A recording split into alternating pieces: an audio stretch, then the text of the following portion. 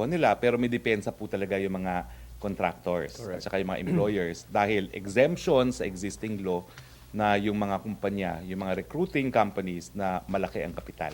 Okay, so just one last point. Talk to those na sakop ng mga agencies. So, ang possibility is that they will be absorbed by the company. Yes, that's the good side of it. But the bad side is, paano kung hindi sila i-absorb ng parent company? Well, yan po talagang dilema, no? Pero dahil nagkaroon po ng clamor, presidente naman inangako, ito po dideliver niya. Siguro naman po, dahil itong mga ito ay nagtatrabaho pa rin sa mga kumpanyang ito, ma-absorb po sila. Kasi ngayon, kung ito ay maisa sa batas, sinong gagawa ng ginagawa ng mga contractual employees, no? Ang mangyayari dapat dyan, yung mga contractual, gawing regular employees. Okay, so wala naman sa under the proposal to compel those companies to absorb this service, the contractuals. Wala naman. Hindi ko po nabasa in its entirety Okay. the version of the Senate kasi medyo iba yung version na hinain ko sa Kongreso, no? But my version in the House would recognize those working beyond 6 months as regular employees, no?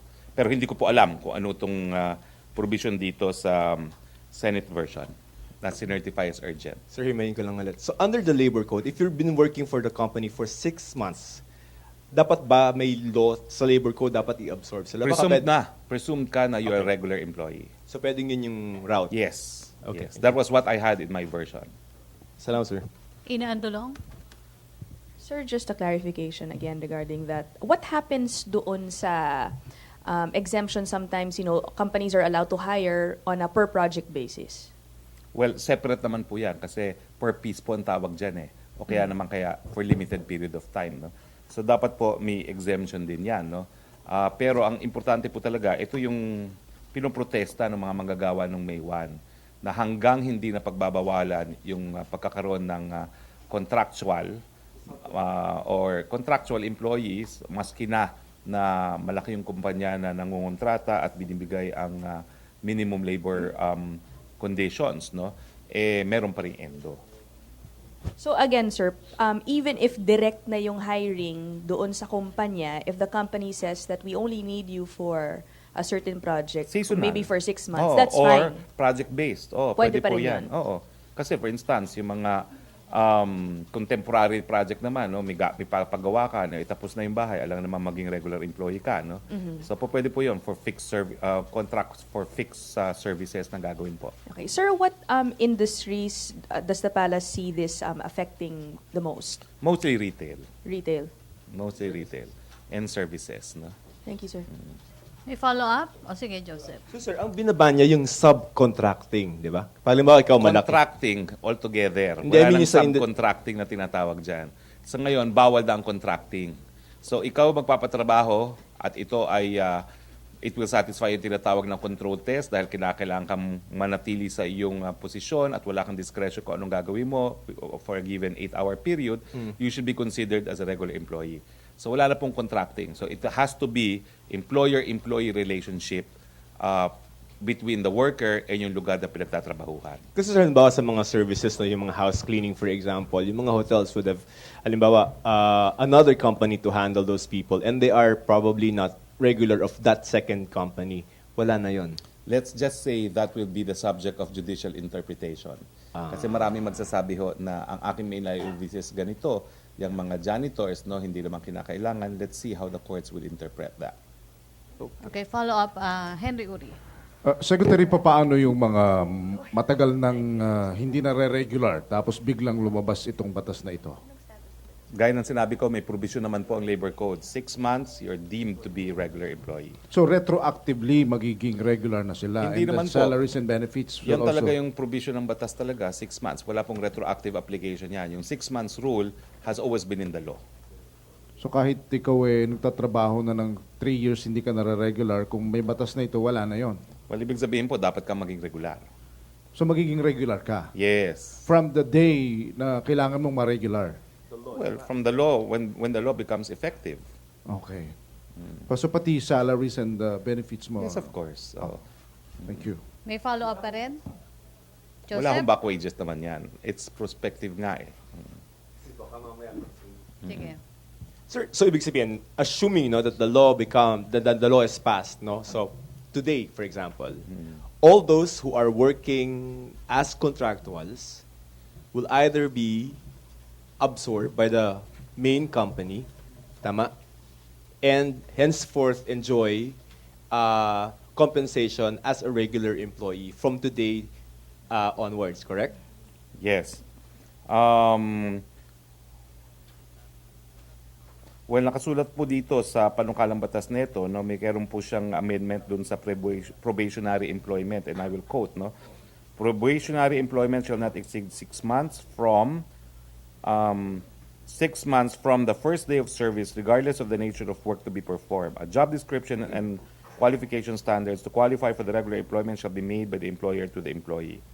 So, yan po ang sinasabi. Ibig sabihin talaga, kinakailangan bago mag 6 months, kung talagang hindi katanggap-tanggap yung serbisyo ng tao, dapat hindi na siya magpatuloy magtrabaho. That's going to be the policy from today, the law is passed, kunyari, and then onwards. Yes. But, As it should be.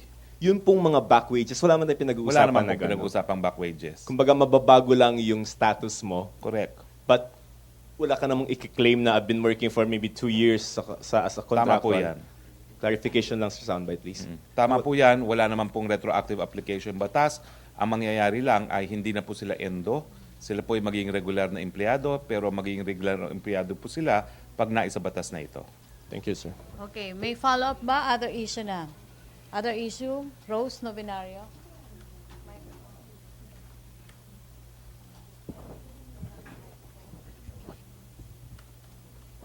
Good morning, sir. Sir, sa National Executive Council meeting ngayon ng Liberal Party, binatikos ni dating Presidente Benigno Aquino III yung Administrasyong Duterte, ginamit niya pa po yung Philippine flag, na nagsisimbolo raw po, binaligtad niya. Yun daw po yung kalagayan ng bansa ngayon pag binaligtad daw po yung bandila. Taliwas daw po nung panahon niya na diretso yung Philippine flag. Ibig sabihin, diretso yung takbo ng politika, ekonomiya. Yan, pabayaan na po natin na si Presidente Noynoy Aquino. No? Yan po ay paninindigan niya, pero marami pong naniniwala na maraming pagkukulang. No? Maraming hindi nagawa ang gobyerno at nagkaroon nga po ng bagong salita noong mga panahon na yon, yung salitang noynoyin ng definition, walang ginagawa, nakatanga at naglalaro ng video games. Thank you. Christine? Microphone, Joseph. May follow-up ba about Liberal Party? No. Maricel Halili. Sir, just one quick reaction lang po dun sa sinabi ni VP Leni Robredo denying their involvement doon sa sinasabing move to oust the president. Sabi niya, it's a dangerous accusation. Well, siguro po as far as VP Leni is concerned, that's a fair statement because as far as I know, she was not amongst those specifically named to be part of the conspiracy. She is, after all, the second highest elected official. She took an oath to support the Constitution, and she should not, and is expected not to support any unconstitutional means to remove the president. No?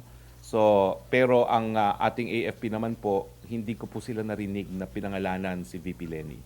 So, there is nothing unfair as far as VP Leni is concerned because she was not specifically named, pero hindi nyo naman po matatanggal na yung intelligence funds na ginagamit natin nga para sa ganitong paraan ay nagsasabi na meron talagang ilan sa mga Liberal Party na nagpaplano na makipagsabwatan para mapatalsik si Presidente Duterte.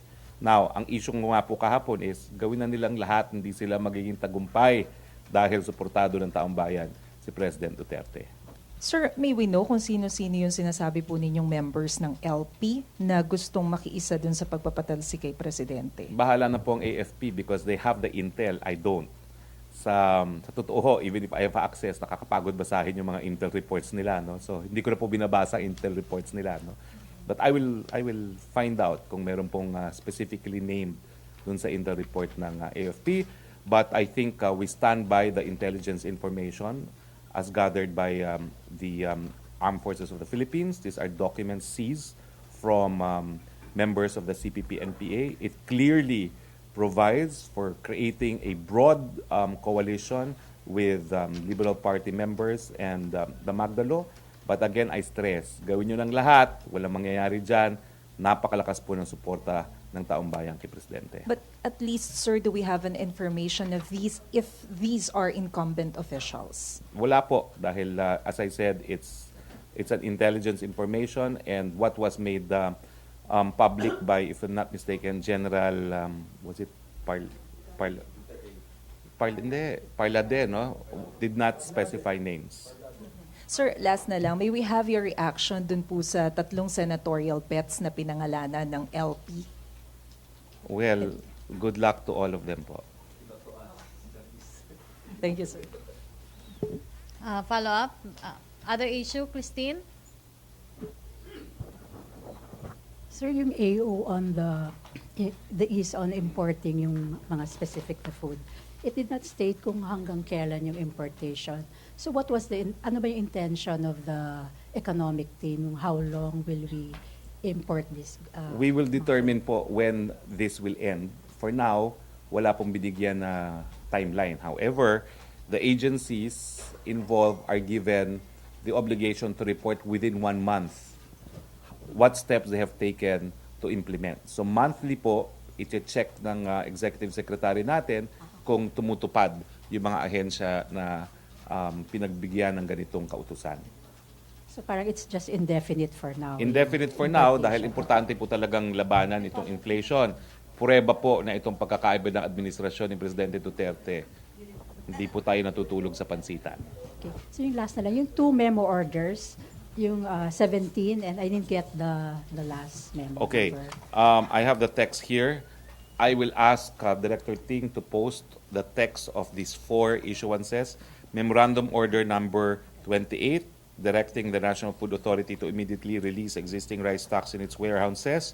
Memorandum Order number 27, directing the DA, DILG, PNP, and MMDA to adopt measures to ensure the efficient and seamless delivery of imported agriculture and fishery products from ports to markets. And directing the Department of Agriculture and Department of Trade and Industry to adopt measures to reduce the gap between farm gate prices and retail prices of agricultural products.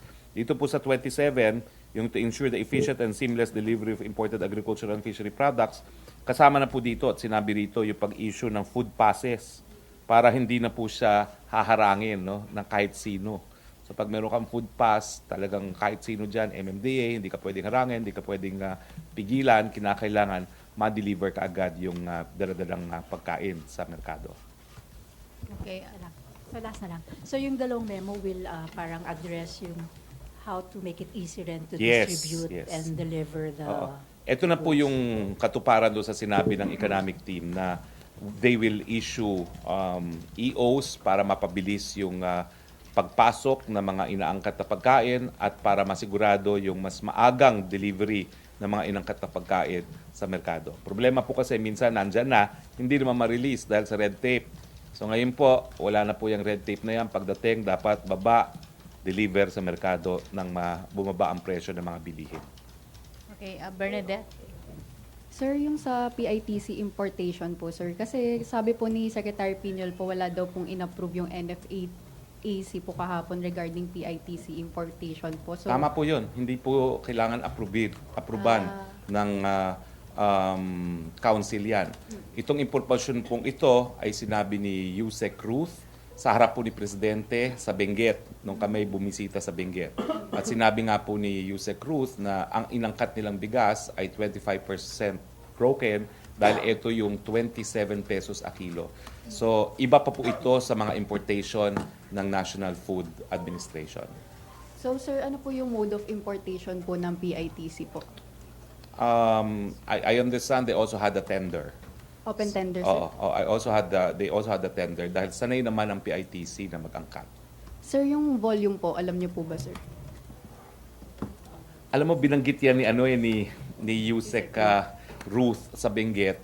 Hindi ko lang maalala. Okay. Pero we are contacting Yusek Ruth now. But this was mentioned in the presence of the President by Yusek Ruth. So, sir, in 2 weeks po expected darating Oo, na in yung 2 weeks na PITC? po darating yung importation ng PITC. Okay, sir. Thank you, sir. Rose?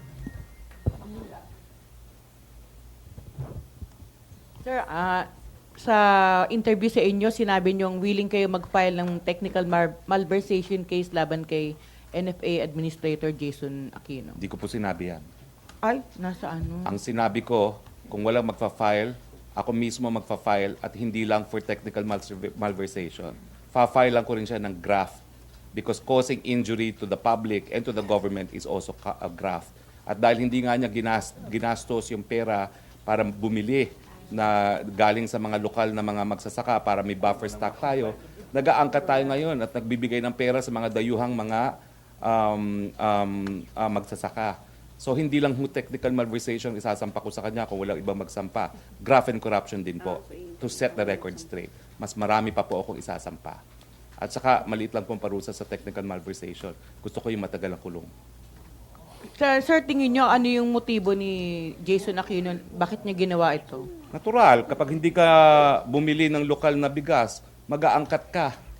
At sinabi ko na kanina, yung ating proseso ngayon na may monopoliya, prone po talaga yan to graft and corruption. Miski sabihin mo na may mga accredited importers, syempre may favoritism pa rin dyan. At yung G2G, that's the worst kasi walang may alam kung anong proseso nangyayari sa G2G importation. Sila-sila lang. Okay, sir. Thank you. Si Ina I have not accused him of actual financial graft because I do not know.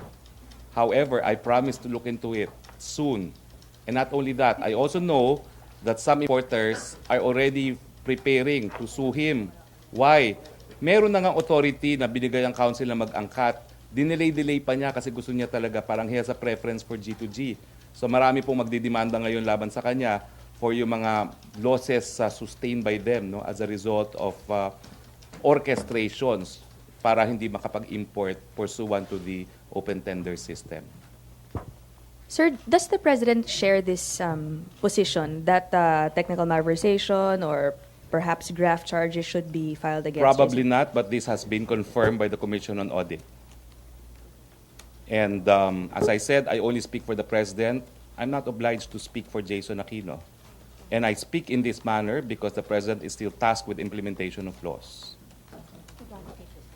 Sir, doon po sa AO, may specific provisions pertaining to the additional importations for rice and fishery products. But just to be clear about it, are these the only agricultural products that will be affected by dito sa removal of non-tariff barriers or all? Lahat po yan na po pwedeng mag-import. No?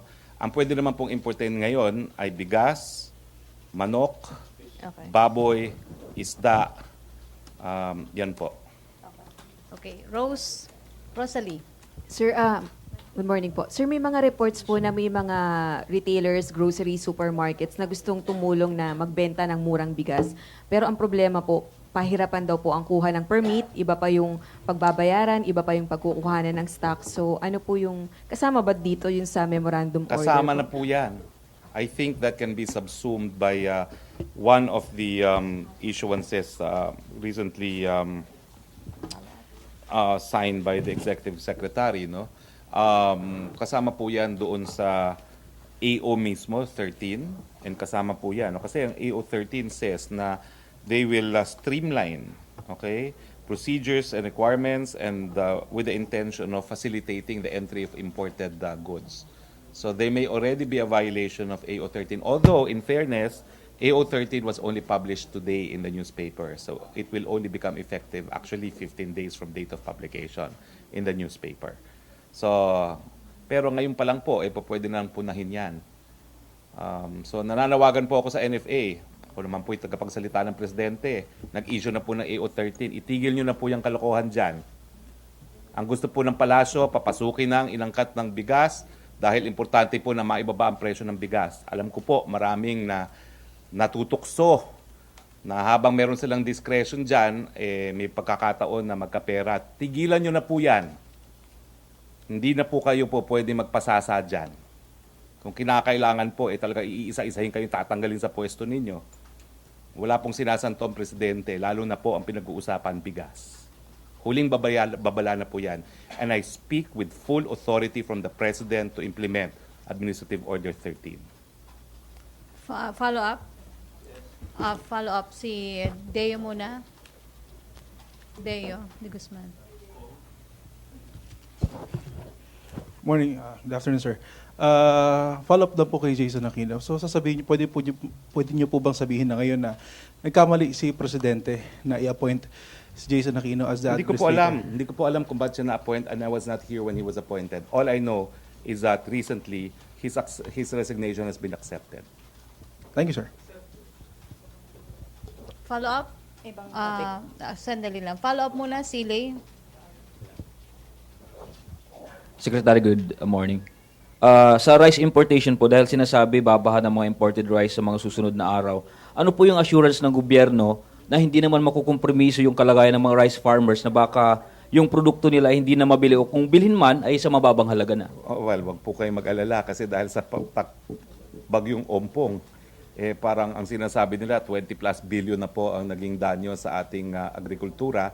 Unfortunately, Isabela and Cagayan are recognized rice bowls. So mukha po talagang kinakailangan mag-angkat dahil yung bumper crop that we were expecting may no longer happen dahil nga po sa bagyong Ompong. Follow-up muna, si Joseph. Still on NFA. Sir, yun lang sa, I'll just highlight yung memo number 28. NFA is asked to order to release all its rice stocks. So that's medyo immediate, no? Kung halimbawang in terms of effect. How many metric tons are there in the warehouses that should be in the market now para wala tayong nakikita na, mahabang pila for the NFA? Nandito po yan sa order na mismo, no? Immediately release approximately 230,000 metric tons of rice currently in stock in its warehouses. The NFA shall likewise immediately release the 100,000 metric tons of rice previously contracted to be delivered before the end of September. So by end of September, we should have 330,000 metric tons of rice in the market. So dapat, sir, to be layman about it, dapat bumabahanan ng NFA rice Dapat natin. po, at babantayan po natin kapag hindi nakarating sa merkado yan. But sir, na-stuck in the first So place. yung mga nagpaplano po na i-divert na naman ng NFA rice at wag dalhin sa merkado, nako, inatasan na po ang pulis, inatasan na po ang lahat na subaybayan na yung pag-release ng NFA para alam nyo na po, hindi na po kayo magtatagumpay kung magpaplano pa kayong hindi parating yan sa merkado. Sir, bakit siya na-stuck in the first place? Hindi ko po alam. Okay. Yun na. Other NFA, Henry. Still on NFA. Last na siya sa NFA. Secretary, pakilinaw lang. Galit ba ang Pangulong Duterte kay Jason Aquino? Hindi ho siguro. Dahil hindi naman siya magdidemanda. Sinabi ko, pag walang ibang magdemanda, ako po magdidemanda. Apo. Hindi ba mahirap sa poder ninyo na kayo ay isang membro din ng gabinete pagkatapos ang sasampahan ninyo ay appointed ng Pangulo? Hindi po. Siguro po pag nagsampa ako, hindi na ako miyembro ng kabinete. Pakiulit. Tapos na yon. Next, please. Other issue. Si Joyce muna. Joyce.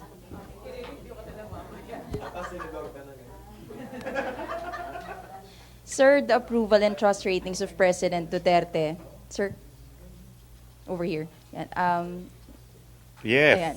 The approval and trust rating of President Duterte dropped this September according to Pulse Asia survey from 88 noong June to 75 this September. Where do we attribute this? Well, I believe that's still a very good approval rating, no?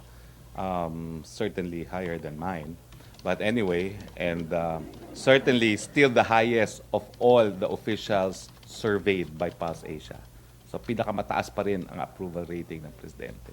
Pero siyempre, alam nyo, ito nga kaya, why do I say these things about Jason? Kasi parang yung single issue ng bigas, nakalimutan na ng tao yung mga iba pang achievements sa administrasyon dahil malapit nga ito sa sitmura. So hindi natin maiiwasan yung pagtaas ng presyo ng krudo, pero itong nangyari sa bigas, dapat na iwasan to. Kung sapat yung ating stock at kung nabigyan natin ng at least man lang yung NFA rice, no, na hindi natin nagawa. No? So isa po yan sa malaking bagay. Kaya ako personal galit. Kasi parang nabaliwala lahat ng mga ginagawang mabuti ng Presidente pagdating dito sa usaping bigas. Ito po yung nakikita natin problem that caused the dipping of the trust Hindi ko rating po of alam kasi hindi ko pa nakikita yung survey. Normally naman sa survey, magsasabi din yung respondents kung bakit, but I've not seen it. But I could imagine that I myself, I think that it's not fair for a single agency of government to create this kind of a problem. No? Natabunan tuloy yung mga gains natin during the same period. How do we plan to improve the ratings of the President? Well, ito naman po, ginagawa natin ang lahat para maayos itong usaping bigas, para mapababa ang presyo ng mga bilihin. Inaamin po namin, masakit po ang inflation para sa lahat. Pati po para sa presidente na bumibili rin ng kanyang kinakain. No? Dahil hindi naman siya palagi nandito sa Malacanang. No? Libre lang siya dito sa Malacanang. So, ginagawa po natin lahat yan. We're in this together at makikita naman po natin na magkakaresulta na lahat po ng mahakbang na ginawa natin. Mapapababa po natin ang presyo ng bilihin, hindi po natin mapapababa ang presyo ng langis, pero gagawa po tayo ng pamamaraan para maibsan itong mahal na bilihin. Okay. Nestor? Hi, sir. So is Malacanang concerned with the double-digit drop of the president since this happened after the government announced the 6.4 inflation and the revocation of the presidential amnesty of Senator Trillanes? The President rules because it is his constitutional duty. He doesn't rule for survey results. Maraming beses na po niya sinabi yan. So, we take note of the survey results, but we are not affected by it because ang Presidente naman will do his best to discharge his duties as President and Commander-in-Chief. Thank you, sir. Okay, RJ?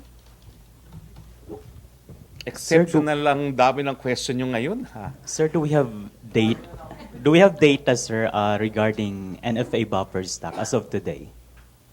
Wala po akong data niyan, but I could give you on Thursday. Okay, sir. Okay. Virgil, magtatanong. Okay. Marisol Halili, last question na tayo. Oh, Joseph. Wow, meron pa. Sir, ibang issue lang.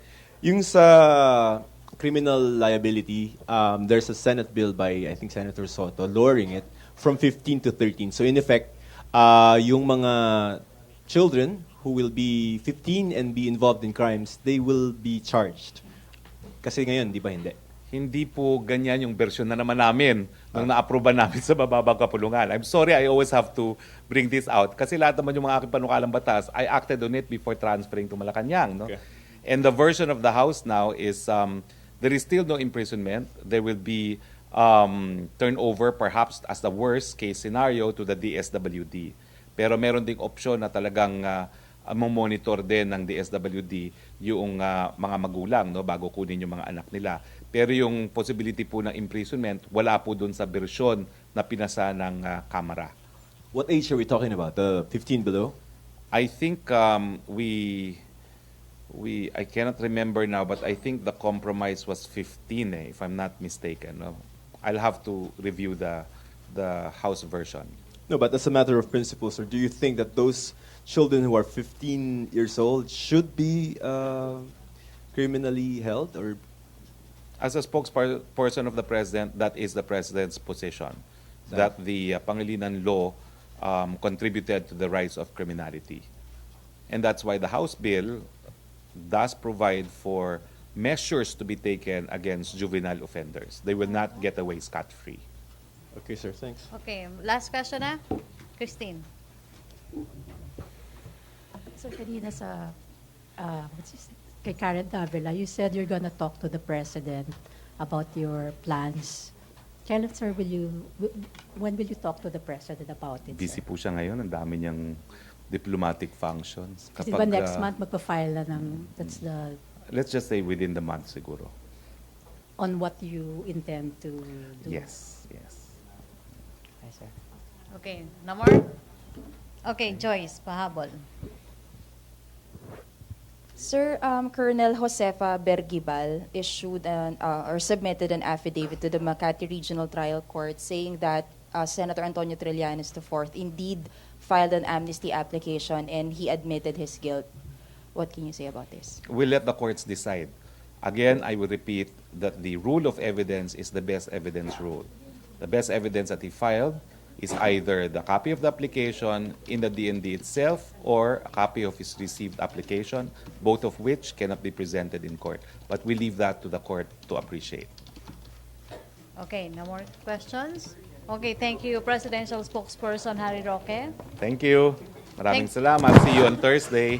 Thank May you, utang tayo yung sa MGB. Thank you, Malacanang Press Corps, and back to main studio Meron na sa ba? Radyo Pilipinas MGB? and Thursday People's natin na-announce Television yan, ha? Network. Ask them na to come here. Ask MGB to come here. For Thursday.